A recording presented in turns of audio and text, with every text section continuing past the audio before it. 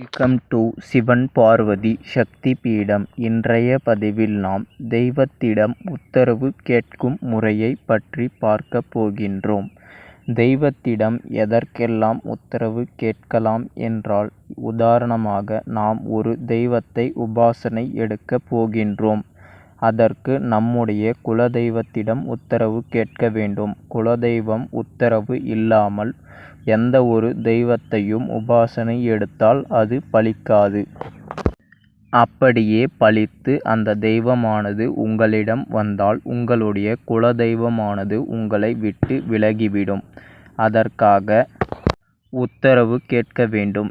ஏன் அதனால் தெய்வம் விலகுகின்றது என்றால், ஒரு சில முனிகளுக்கு ஒரு சில காளியினால் ஆபத்து என்று கூறுவதை விட அவர்கள் இருவருக்கும் ஆவாது. அதாவது 108 முனீஸ்வரமார்களும் உள்ளார்கள், 108 காளி அன்னைகளும் உள்ளார்கள். ஒரு சில முனீஸ்வரமார்களுக்கு ஒரு சில காளிகளை பார்த்தால் ஆகாது. இது போன்று முனீஸ்வர குலதெய்வமாக இருப்பவர்கள் காளி உபாசனை எடுக்கும் பொழுதோ, அல்லது காளி குலதெய்வமாக இருப்பவர்கள் முனீஸ்வர உபாசனை எடுக்கும் பொழுதோ இது போன்ற உத்தரவு முறைகளை கேட்ட பின்பே எடுப்பர். அதற்காகவே இந்த உத்தரவு முறையானது குலதெய்வத்திடம் இருந்து தொடங்கப்பட்டிருக்கின்றது. இந்த உத்தரவு கேட்கும் முறையை குலதெய்வத்திடம்தான் பயன்படுத்தலாம் என்பது கிடையாது. நாம் எந்த தெய்வத்தை மனப்பூர்வமாக நம்பி இந்த உத்தரவை கேட்டாலும் அந்த தெய்வமானது நமக்கு உத்தரவு அளிக்கும்.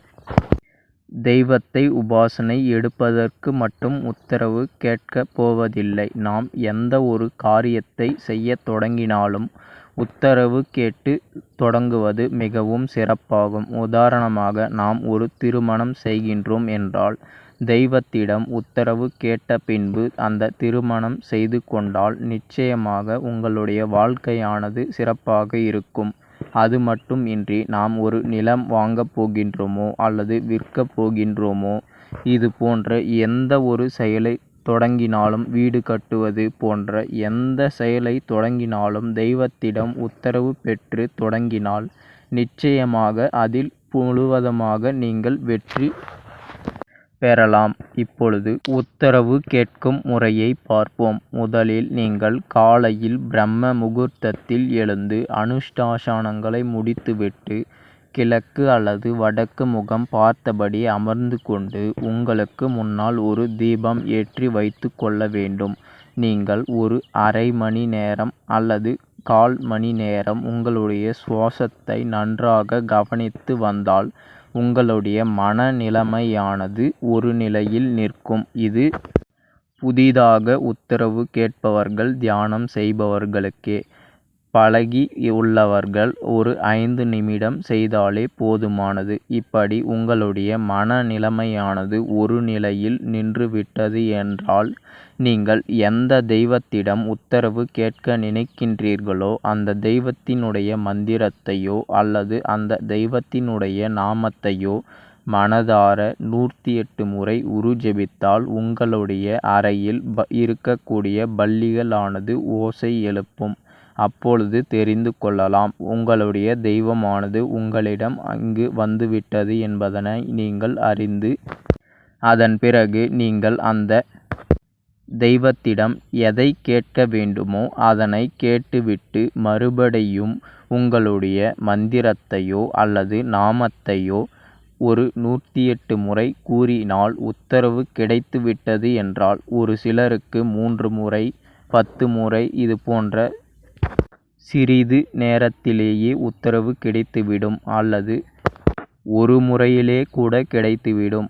108 முறை ஜெபம் செய்யுங்கள். 108 முறை ஜெபம் செய்தும் உங்களுக்கு உத்தரவு கிடைக்கவில்லை என்றால் அந்த காரியத்தை செய்யாதீர்கள். அதில் உங்களுக்கு அனைத்து விதமான துஷ்ட செயல்களுமே நடக்கும்.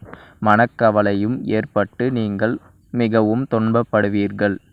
இந்த உத்தரவு கேட்கும் முறையை நீங்கள் அனைத்து விதமான செயல்களுக்கும் பயன்படுத்தலாம். உதாரணமாக, இந்த பயிரை விளைவிக்க நினைக்கின்றேன், இது நடக்குமா என்பதனை, இது போன்ற எந்த ஒரு செயலாக இருந்தாலும் நீங்கள் உத்தரவு கேட்கலாம். சில விஷயங்களை வெளிப்படையாக கூற முடியாது. நீங்கள் எந்த சந்தேகமாக இருந்தாலும் தெய்வத்திடம் இந்த விஷயத்தை பயன்படுத்தி கேட்டு அறிந்து கொள்ளலாம். இது சித்தர்களாலும் முனிவர்களாலும் சித்தர்கள் பயன்படுத்தி பழங்கால தமிழர்களும் பயன்படுத்தி மாந்திரீகவாதிகளுக்கு தெரிந்து சாதாரணமான மனிதர்களும் பயன்படுத்த கூடிய ஒரு உத்தரவு முறையாக இது இருக்கின்றது. இதனை சந்தேகத்துடன் செய்யாதீர்கள். இது நிச்சயமாக வெற்றி பெறும். இந்த பதிவில் ஏதேனும் சந்தேகம் இருந்தாலோ அல்லது உங்களுக்கு இது போன்ற பதிவு ஏதேனும் தேவைப்பட்டாலோ கமெண்டில் சொல்லவும். நன்றி, வணக்கம் மற்றும் ஒரு நல்ல பதிவில் சந்திப்போம்.